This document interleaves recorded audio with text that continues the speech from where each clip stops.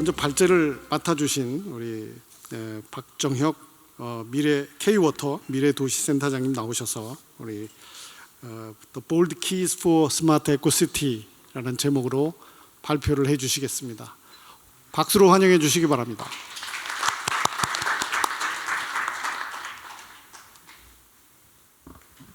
안녕하십니까. 방금 소개받은 한국수자원공사의 박정혁입니다.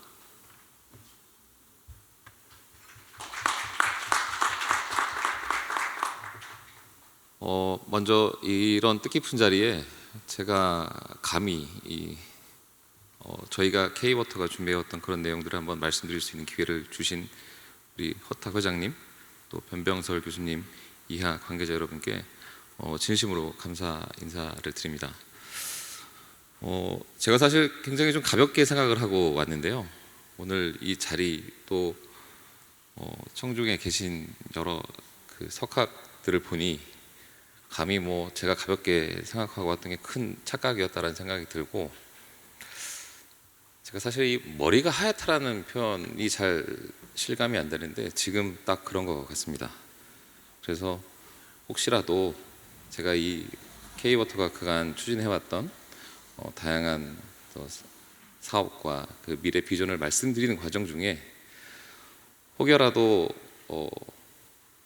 여기 앉아 계신 청중들께서 생각하신 것과 좀 다른 부분이 있다면 어쩌면 조금 젊은 후하게 치기 어린 생각이라고 생각을 해주시고요. 만약에 잘 맞는 부분이 있다라고 한다면 한국수자원공사가 잘하고 있구나라고 생각해 주시면 감사하겠습니다. 저에게 주어진 시간이 많지 않아서 간단하게 결론을 먼저 말씀을 드리고 그다음에 본격적으로 말씀을 드리고 싶습니다. 제가 오늘 이 자리에서 여기 계신 석학 또 이 은사님들께 말씀드리고 싶은 부분은 뭐냐면, 스마트 에코시티를 우리가 추진함에 있어 지역적 맥락을 반드시 고려할 수 있는 어떤 우리의 톨러런스를 좀 키웠으면 좋겠다라는 생각을 합니다. 서울과 부산이 다른데 서울에서 이루어졌던 제도와 정책들, 그런 기법들이 부산에도 그렇게 당연히 적용될 것이다라는 생각이 어느 순간 보니까 만연해 있는 것 같더라고요. 그래서 그런 부분들, 틀린 게 아니고 다름이다라는 부분, 저는 사실 이런 부분을 리저널 컨텍스트라고 표현을 하고 있는데요. 그런 부분들이 자연스럽게 스피드업 됐으면 좋겠다라는 생각을 먼저 말씀을 드리고요. 두 번째는 사실 스마트 에코시티, 탄소 중립 도시, 스마트 시티 공통적으로 사실 그간에 해보지 않았던 것들이라고 생각을 합니다. 베이컨의 경험주의, 또 데카르트의 합리주의, 사실 굉장히 악유가 있었을 때 최종적으로 칸트의 인식론을 통해서 어떤 절충안이 나왔던 것처럼 해보지 않은 것에 대한 우리가 가지고 있는 어떤 그간에 해봤던 것의 어떤 그 프레임워크 안에서 새로운 것들을 바라보려고 하는 그런 어떤 자칫 무모한 시도들이 이 스마트 에코시티, 탄소 중립 쪽에서는 더 이상 일어나지 않았으면 좋겠다라는 생각이 들어서 오늘 발표 내용을 준비를 했습니다. 오늘 제가 말씀드릴 내용은 이 탄소 중립 도시, 또 스마트 시티, 또 스마트 에코시티를 추진함에 있어 과거부터 현재까지 이어오고 있는 어떤 사조, 패러다임에 대해서 간략하게 말씀을 드리고, 또 현재 K-워터가 그 사조 안에서 지금 추진하고 있는 사업에 대해서 말씀을 드린 다음에 K-워터가 공공기관 또 공기업으로서 이 국가의 탄소 중립과 스마트 에코시티 실현을 위해서 나름 세립하고 있는 전략과 어떤 비전들에 대해서 간략히 말씀을 드리는 순서로 진행을 할까 합니다.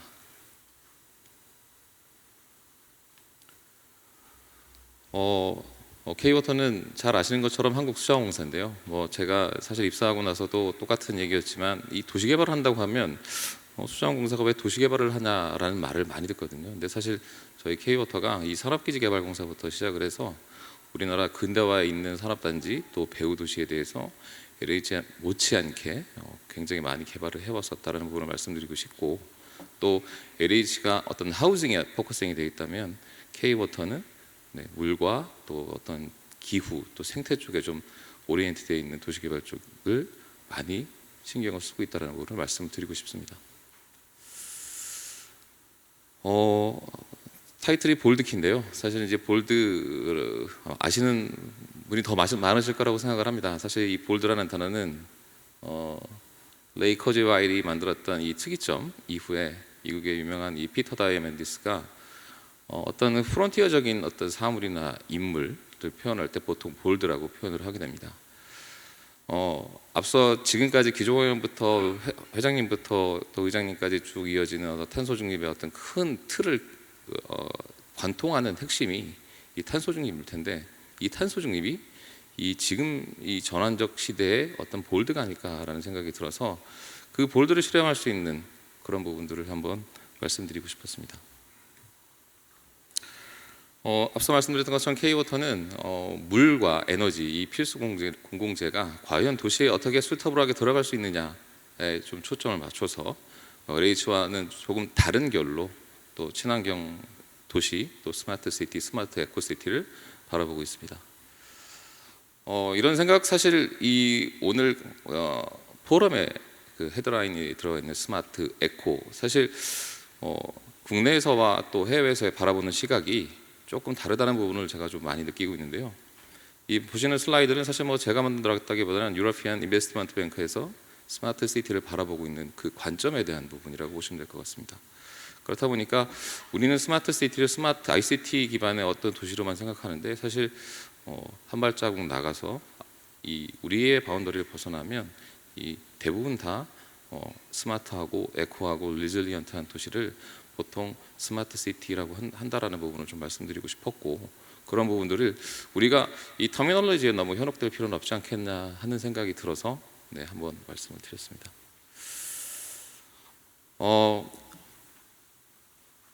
제레미 리프킨입니다. 그린 뉴딜 이후에 지금 제일 조금 표현이 저속하지만 몸값이 높은 석학 중에 한 명인데요. 사실 그가 주장하는 바는 굉장히 심플합니다. 금융경제와 또 인프라에 투자하는 어떤 비용을 통해서 일자리와 지금 코로나 이후 계속 이어지고 있는 스태그플레이션을 극복하자라는 부분인데요.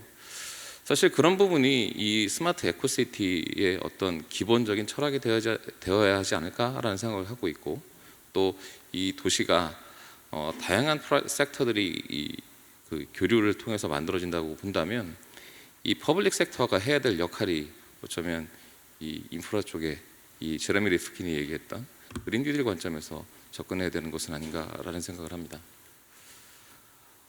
다 아시는 것처럼 그 기후 변화는 날로 심화되고 있고요.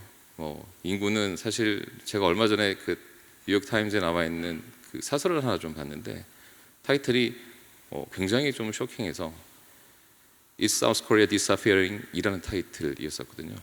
그래서 최근에 통계 자료에 따라 보면 최근에 출산율이 0.7 정도 된다고 합니다. 현재 수준의 인구를 유지하기 위한 출산율이 2점대 초반이라고 본다면, 글쎄 그 사설에서 얘기하는 바는 한국은 곧 없어질 거다라고 얘기를 하더라고요. 그래서 그런 부분들이 작금의 어떤 이 스마트 에코시티가 안고 가야 하는 어떤 반드시 고려해야 되는 필수 요소라고 좀 보여지고 있습니다. 그 외에도 사실 인구는 주는데 날로 도시로 인구는 집중이 되면서 사실 인프라 건설에 드는 비용만큼 그거보다 2배 내지 3배 이상 드는 이 유지관리 비용이 많이 들고 있어서 굉장히 이 정부라든지 이 지방 정부 또 학계에서 어떤 효율적인 운영 또 관리 또 계획을 수립하지 못하는 한계점이 있습니다. 그리고 세계를 강타했던 최근에 그 패러다임, 필립스의 곡선을 완전히 무시해버렸던 그 서프라임 모기지 사태 이후 또 코로나, 그리고 지금 MG, 속칭 MG로 이어지는 어떤 이 소셜 컬처럴한 이코노미컬한 이 이슈들이 지금 결론적으로 이 전환적 패러다임을 만들어내는 핵심이 아닐까라는 생각을 합니다. 이 전환적 패러다임, 그리고 앞서 말씀드렸던 기후, 또 이 인간의 어떤 정주 환경에 대한 요구, 이런 부분들을 하나로 다 뭉쳐서 표현해낼 수 있는 그런 것들이 이 스마트 에코가 되어야 할 것이고, 그게 저를 포함해 여기 계신 모든 분들께서 나란히 풀고 가야 될 숙제가 아닐까라는 생각을 합니다. 비단 이 스마트 그린, 에코시티 또 그린 뉴딜에 대한 부분은 우리나라만 생각하고 있는 문제는 아니고요. 보시는 것처럼 EU, 중국, 일본, 미국 모든 나라가 우리 의장님께서 말씀하셨던 195개국 중에 그 undeveloped country를 제외한 대부분의 나라들이 전부 다 이 그린 뉴딜에 대한 정책을 펴고 있습니다. 그래서 사실 그런 그린 뉴딜의 대표적인 도시들을 제가 좀 나열을 했는데요. 시간이 많지를 않아서 그 카테고리만 주고 말씀을 드리면 어떤 전략적으로 접근하는 부분이 있고 또 근본적인 체질을 개선하려고 하는 그 도시들, 그리고 이 산업 생태계를 구축하려는 그 노력이 있는 도시, 그리고 거버넌스 중심의 어떤 포용적인 도시를 만드는 도시들 등 다양한 형태의 어떤 그린 뉴딜 정책. 다만 그런 것들이 모두 공통적으로 이루고자 하는 것은 그 탄소 중립과 스마트 에코 그린이라는 부분은 동일한 것 같습니다. 그 외에도 지속 가능한 발전을 위한 세계 지방정부 총연합회에도 지금 말씀드린 바와 똑같은 형태의 고민을 다양하게 하고 있고요. 그걸 구체적으로 실현하고 평가할 수 있는 수단들을 아이클레이 내부에서 만들어서 실제로 이 회원 도시들에게 지금 강력하게 좀 드라이브를 걸고 있는 상황이라고 보시면 좋을 것 같고요. 유럽에서 호라이즌 2020 이후에 지금 진행되고 있는 대부분의 프로젝트들이 모두 다 카본 뉴트럴, 넷제로 이쪽으로 다 진행되고 있다는 점은 사실 우리가 가볍게 못 갈 수 있는 부분은 아니라는 생각이 듭니다. 그래서 사실 이 부분이 우리 그 스마트 에코시티가 그 기본적으로 가져가야 될 어떤 소양이라고 생각을 하고 있고요. 거기에는 지금 보시는 것처럼 어떤 정책적인 부분 외에도 기술적인 부분, 또 계획적인 부분이 모두 하모나이즈가 됐을 때 우리가 원하는 그 스마트 에코가 구현이 될 것이고, 스마트 에코를 위한 스마트 에코가 아니라 탄소 중립을 위한 스마트 에코가 되지 않을까 생각을 합니다. 이런 관점에서 현재 K-워터가 추진하고 있는 사업에 대해서 한번 간략히 말씀을 드리겠습니다. 혹시 아실지 모르겠지만 저희 그 세종과 함께 스마트시티 국가 시범도시로 부산 에코델타 시티가 저희가 지정이 되면서 국내에서는 이 스마트시티에 대해서 이 리더그룹에 좀 들어가 있고요. 또 송산 이 화성 옆에 있는 송산 그린시티를 통해서는 저희가 이 리질리언트 시티의 어떤 그 대표 모델을 만들고 있는 부분, 또 우리 그 옆에 있는 시와에서는 이 에코시티의 어떤 철학을 나름대로 충실히 이해나가고 있습니다. 그 중에 오늘 제가 조금 힘주어 말씀드릴 부분이 현재 부산 에코델타 스마트시티 스마트시티 국가 시범도시로 2018년도에 지정됐던 이 부산 스마트시티에 대해서 간략히 한번 말씀을 드리겠습니다. 스마트시티는 김해공항 밑에 낙동강 하구뚝에 위치하고 있고요. 기본적으로 델타 지역이기 때문에 대부분 뻘로 만들어져 있는 지역이기도 합니다. 그 김해공항 바로 밑에 360만 평을 저희 K-워터가 친수사업법에 따라서 지금 조정을 하고 있었고, 2018년도에 이 중심 상업지구를 중심으로 스마트시티 국가 시범도시 지정을 받아서 현재까지 이어오고 있습니다. 저희가 추진하고 있는 스마트시티는 그간의 LH와는 조금 다른 결을 저희가 좀 진행을 하고 싶어서 유러피언에서 진행하고 있던 거버넌스 개념, 또 4차 산업혁명의 기술을 적극적으로 받아들여서 그 산업 생태계를 좀 인큐베이팅 할 수 있는 그런 쪽에 어떤 기법과 기술들, 어떤 폴리시들을 좀 고민을 했고요. 그것들을 지금 보시는 10가지 정도로 정리를 했습니다. 대표적으로 지금 보시는 물 환경부터 어떤 스마트 홈, 또 복리 시설, 또 원격 의료에 대한 부분들, 아마 얼마 전에 이 로봇 배송이 이 조금 까다로운 어떤 인증제를 거치면 이제 곧 자율주행 형태로 배송이 된다라는 어떤 그런 기사 언론 보도가 난 적이 있었는데요. 네, 그런 어떤 자율주행 로봇에 대한 배송 로봇에 대한 테스트 베드로서도 저희 부산 에코델타 스마트시티가 활용됐다는 점도 한번 이차에 말씀을 드립니다. 그 외에 K-워터가 지금 추진하고 있는 워낙에 고유한 영역인 댐 관리, 또 하천, 또 홍수 관리에 대한 부분, 또 잘 아시겠지만 이 수도에 대한 관리도 이 4차 산업혁명, 또 그런 관점에서 스마트 에코시티를 위한 기반 기술로 저희가 충분히 활용을 하고 있습니다. 그래서 저희가 생각하고 있는 K-워터가 생각하고 있는 미래상에 대한 부분은 사실 지금 보시는 이 두 가지로 귀결이 될 것 같습니다. 칼로스 모레노 교수가 얘기했던 이 15분 도시, 또 피터 칼서프가 교수가 얘기하고 있는 한참 됐지만 어쩌면 뉴 어바니즘 관점의 어떤 도시 그런 것들을 사실 아까 말씀드렸던 해보지 않은 것들을 정말로 할 수 있는 형태로 테스트해 볼 수 있는 4차 산업혁명 기술 대표적으로 저희는 이제 디지털 트윈을 생각을 하고 있는데요. 그 디지털 트윈이 잘 이 커플링 돼서 그간에 해보지 않았던 것들을 모레노 교수가 얘기했던 또 칼소프 교수가 얘기했던 그런 어떤 혁신적인 시도들이 실제로 작동하는 메커니즘 안에 있는 것인지 그렇지 않은 것인지 탄소 중립은 정말 이루어질 수 있는 것인지에 대한 부분이 논의될 수 있지 않을까라는 생각을 합니다. 그래서 사실은 도시 전통적인 그 도시에 대한 관점도 저는 사실 6D도 피터 다이아메디스의 이야기이긴 한데요. 이 어떤 비즈니스적인 관점에서 도시가 이 산업 생태계하고 에코하고 연결되어야 한다면 이 익스포넨셜을 위한 6D, 이 D가 다 만족이 되어야 될 것 같고 그 6D에 대한 어떤 면면을 가만히 살펴보면 대부분 다 이 4차 산업혁명의 어떤 키워드로 일컬어지는 것들이라고 보셔도 좋을 것 같습니다. 메인스트림에 올라타서 생활하는 사람들이 사는 공간은 사실은 도시여야 되고 그게 스마트 에코가 되어야 된다고 한다면 어쩌면 스마트 에코라고 해서 고인돌처럼 아니면 석기시대로 돌아가야 되는 것만이 정답은 아니겠다라는 생각을 사실은 이 6D를 보면서 하고 있고요. 이 디지털 트윈을 통해서 또 4차 산업혁명 기술을 통해서 궁극적으로 우리가 추구할 수 있는 또 구현해낼 수 있는 방안은 사실은 이 두 가지라고 보시면 좋을 것 같습니다. 그간에 해왔던 부분들이 오픈 루프 방식이고 그 다음에 이 4차 산업혁명 기술 또 AI를 통해서 지금 논의되고 있는 것들이 이 클로즈드 루프라고 보셔도 좋을 것 같습니다. 그래서 실제 이 도시와 같이 시민들의 생명과 재산이 직접적으로 핸들링되고 있는 이 도시 계획과 정책 또 이 건설 사업은 굉장히 많은 매몰 비용과 기여 비용을 유발을 하고 있었고요. 그런 부분들을 이 디지털 트윈을 통해서 획기적으로 줄일 수 있는 그런 수단이 지금 우리 손안에 와 있다라고 보시면 좋을 것 같습니다.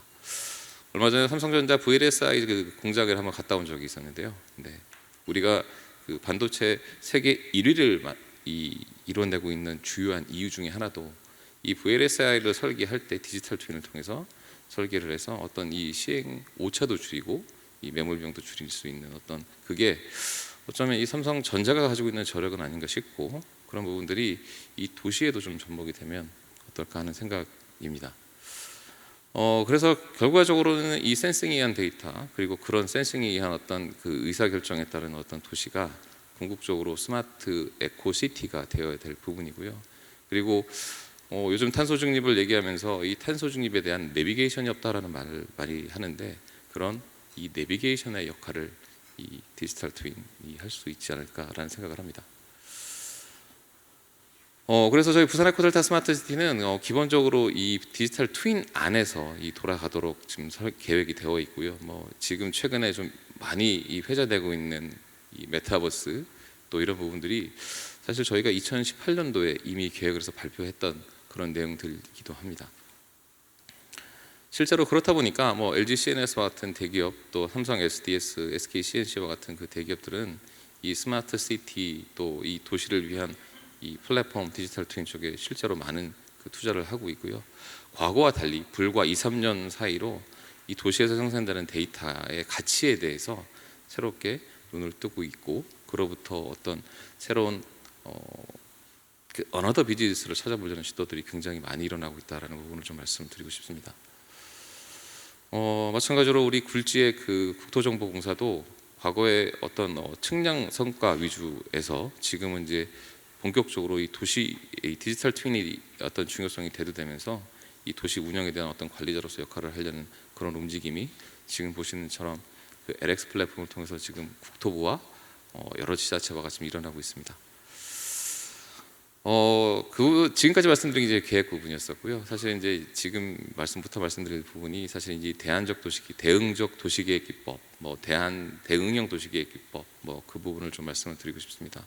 뭐 워낙에 많이들 논의되었던 부분이기 때문에 이 부분이 뭐 계속 말씀드릴 부분은 아니고, 사실 이 어떤 새로운 도시계획에 대한 사조, 기법에 대한 사조가 나왔을 때마다 공교롭게 어떤 팬데믹이 있었다는 관점에서 지금 이 팬데믹 이후에, 엔데믹 이후에 우리가 고민해야 될 이 스마트 에코시티를 만들 수 있는 그런 어떤 기법에 대한 지금 진지한 고민이 지금 시점부터 이루어져야 되지 않을까라는 생각이 듭니다. 피터 칼사프 교수가 주장하는 어떤 8가지 대원칙에 대한 부분인데요. 그런 대원칙에 따라서 중국의 허베이성이 과거에는 어땠고 지금은 어떻게 계획되고 있는지에 대한 부분을 나타낸 어떤 그림이라고 좀 봐주시면 좋을 것 같고, 실제로 시진핑 주석이 어떤 제레미 리프킨이라든지 이 피터 칼사프와 많은 그런 교류를 통해서 지금 최근에 논의되고 있는 뭐 광저우, 항저우, 또 상하이 이런 도시들은 그간의 중국이 추진해왔던 도시와는 또 다른 결의 도시로 만들어지고 있다는 부분은 글쎄요, 저희 이웃 나라이자 사실은 이제 경쟁자이기도 한데 그냥 가볍게 뭐 중국이니까 뭐 이렇게 할 수 있는 수준은 사실 이제 좀 지나지 않았나라는 생각을 듭니다.